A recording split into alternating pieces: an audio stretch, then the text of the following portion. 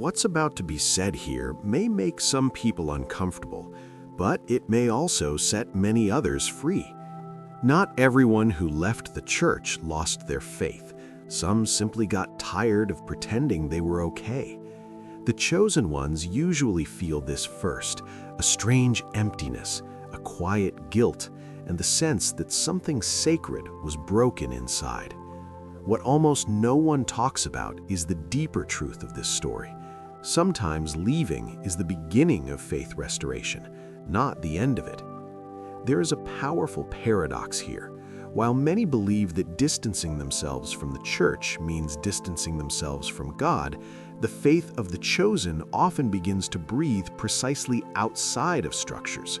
Spiritual awakening doesn't happen in noise, but in silence. Not in obligation, but in truth.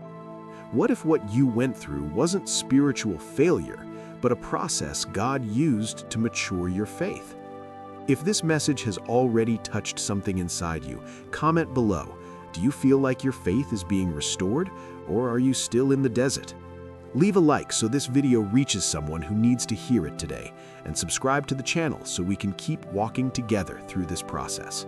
There is a truth that very few people have the courage to say out loud. Leaving the church does not mean abandoning God. Many chosen ones still carry a living faith, but lost the environment where that faith should have been nurtured, protected, and strengthened. It wasn't the divine presence that was lost along the way. It was the space that stopped welcoming the soul. And when that realization hits, something begins to move inside. This content is not an attack on the church, nor empty criticism or spiritual rebellion. It is born as a process of faith restoration, especially for the chosen of God who left wounded, confused, or spiritually exhausted. True faith was never meant to be captive to structures, yet many were taught otherwise. When faith turns into obligation, pressure, or fear, it begins to get sick, and few notice it in time. That's why this statement hits so hard. Many chosen ones didn't lose their faith, they lost the place where it was supposed to be cared for. This marks the beginning of a silent, uncomfortable, yet necessary spiritual awakening. Something feels off, even without a clear explanation. And interestingly, after leaving, what comes next isn't noise, it's silence. A silence that scares and holds something important just ahead. After someone leaves the church, something changes inside almost imperceptibly at first. Spiritual routines fade, surrounding voices grow quieter, and an emptiness appears that's hard to explain. Many chosen ones describe this phase as if their faith entered silent mode, not because it died, but because it lost direction. The mind begins to question whether it's still within God's will, while the heart tries to shield itself from guilt. This spiritual silence often comes with fear, confusion, and a strange sense of abandonment. The faith of the chosen, once fed by services, words, and collective environments, now seems to have to walk alone, and that's frightening. Thoughts arise like, did I disappoint God? Or did He walk away from me? But these questions don't come from a lack of faith, they come from unresolved spiritual pressure. What almost no one explains is that this silence does not mean divine rejection. On the contrary, for many chosen of God, it marks the beginning of a deeper, more personal spiritual awakening. It's in this empty space that faith restoration begins to form, even without clear signs. And the question that keeps echoing, maybe one you've asked yourself, is simple and powerful. Have you ever felt like God went silent after you left? At some point along the journey, many chosen ones realize that God works through processes, not just environments. The church plays an important role, but it was never meant to be the final destination of faith. When spiritual growth starts hitting invisible limits, a discomfort arises that's hard to ignore. The faith of the chosen seeks depth, truth, and room to mature, and not every structure can keep up with that movement. There are moments when structure, without realizing it, begins to limit instead of nurture. Faith becomes repetition, presence turns into routine, and spiritual awakening starts being silenced by rules that no longer speak to the heart. This isn't rebellion or lack of commitment to God. It's living faith asking for transition. Many chosen of God leave simply because they stayed too long trying to fit into a place that no longer helped them grow. There is a clear difference between living faith and mechanical religiosity. Religiosity demands performance. Faith invites relationship. When that difference becomes clear, leaving the church stops being escape and becomes a necessary step toward faith restoration. And interestingly, that's when guilt begins to fade. But a deeper question emerges about where the wound was actually created. Over time, many chosen ones begin to realize something liberating. The pain that remained didn't come from God, it came from the experience. Judgments disguised as zeal, legalism dressed up as holiness, emotional control, and even spiritual hypocrisy leave deep marks.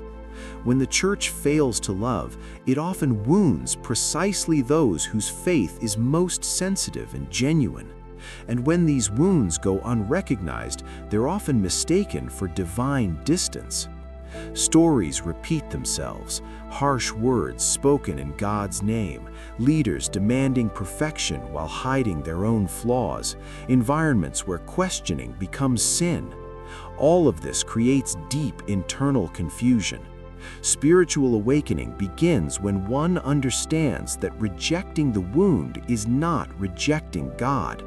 On the contrary, it's an act of spiritual honesty. Many chosen of God continue believing even after leaving the temple because their bond with the Father was never broken. That's why this phrase resonates so deeply. Many left the temple, but never left the Father. Faith restoration starts by separating God from human failure. When that separation happens, something begins to heal inside. And right there, a difficult but essential phase emerges, one few understand, the so-called spiritual desert. After leaving the church and acknowledging the wounds, many chosen ones enter a phase that feels dry on the inside. The spiritual desert doesn't come with warnings or clear explanations. Faith is still there, but without the comfort of ready-made answers or external validation. For the faith of the chosen, this period is often lonely, silent, and deeply transformative, even though at first it feels like pure confusion. Throughout biblical history, the desert was always a place of preparation, not punishment. Moses went through the desert before leading. David was shaped in anonymity. Jesus was led into the desert before beginning his ministry. Spiritual awakening happens precisely in these spaces of distancing, where dependence on structures falls away and the relationship with God becomes more intimate. The chosen of God are not abandoned in the desert, they are refined there. The turning point comes when one understands that the desert is not the end of the journey, but the beginning of faith restoration. Old beliefs are dismantled, new roots begin to grow, pain gains meaning, silence starts teaching, and something new begins forming inside. And interestingly, it's in this dry place that many realize God was never closer. Faith restoration doesn't always happen inside the church, and that surprises many chosen ones. Outside of structures, the faith of the chosen begins to rebuild in a more intimate, less performative, more honest way. Prayer stops being automatic repetition and becomes sincere conversation, sometimes short, sometimes silent, but real. It's in this space that spiritual awakening deepens without the pressure to look spiritual all the time. Silence and solitude, once feared, become allies in this process. Setting aside a few minutes a day to be still, write thoughts, reflect on emotions, or simply breathe already creates room for inner healing. Many chosen of God realize that before returning to religious practices, emotional wounds need healing. Faith matures when the heart is treated, not when routines are merely followed. Little by little, faith stops being obligation and becomes relationship again. God is no longer seen as someone who demands, but as someone who walks alongside. This subtle shift redefines everything. The church may make sense again in the future, but now without fear or guilt. And when that freedom is born, inner signs begin to appear that almost no one teaches how to recognize. When faith restoration begins, the signs don't come with noise or euphoria. Many chosen ones notice subtle, quiet changes. Fear decreases, anxiety loses strength, and a different kind of peace starts to emerge, even without complete answers. The faith of the chosen stops being driven by fear of failure and begins being guided by awareness and discernment. Another clear sign is the reduction of constant guilt. The relationship with God becomes lighter, less burdened by inner pressure. Spiritual awakening brings clarity, not confusion. Gradually, discernment grows, the ability to recognize what comes from God versus what comes from human expectations. Many chosen of God notice they no longer need approval from leaders, environments, or people to feel spiritually secure. There's also a growing sensitivity for what truly makes sense. Shallow conversations become tiring, empty speeches start to bother, and faith begins to ask for coherence. The church stops being idealized and starts being seen with maturity. And faced with these signs, an inevitable question arises. Have you noticed any of these changes happening inside you? At some point in the process, many chosen ones understand something liberating. Returning to God doesn't always mean immediately returning to the church. The faith of the chosen matures when this distinction becomes clear. God doesn't work with emotional urgency or decisions driven by fear. Faith restoration begins in the heart before any return to religious environments or structures. Returning out of awareness is different from returning out of guilt. When the return happens only to silence pain or avoid judgment, the wound remains open. Spiritual awakening teaches that God restores the inside first, aligning motives and healing intentions. Many chosen of God can only return to a spiritual environment once they no longer need it to feel accepted by God. This understanding completely changes how the church is viewed. It stops being an emotional refuge and becomes a conscious choice. Faith becomes free, not conditioned. And when that freedom is born, an inner conflict can still arise for those carrying fear, guilt, or insecurity, especially for those who feel they're at the edge of this process. This journey is especially heavy for chosen ones with a sensitive spiritual conscience. Guilt shows up uninvited. The mind revisits past decisions, and the heart quietly wonders if God is disappointed.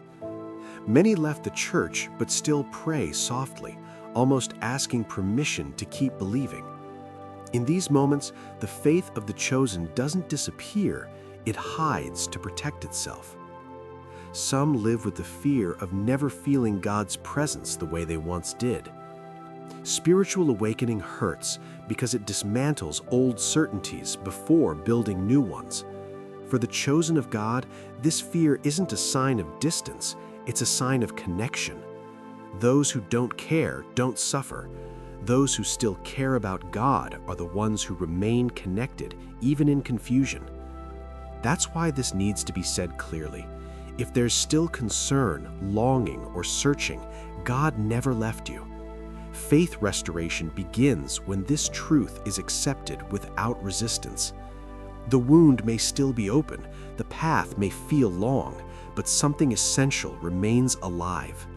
And when this understanding settles in the heart, everything becomes ready for an ending that turns pain into direction.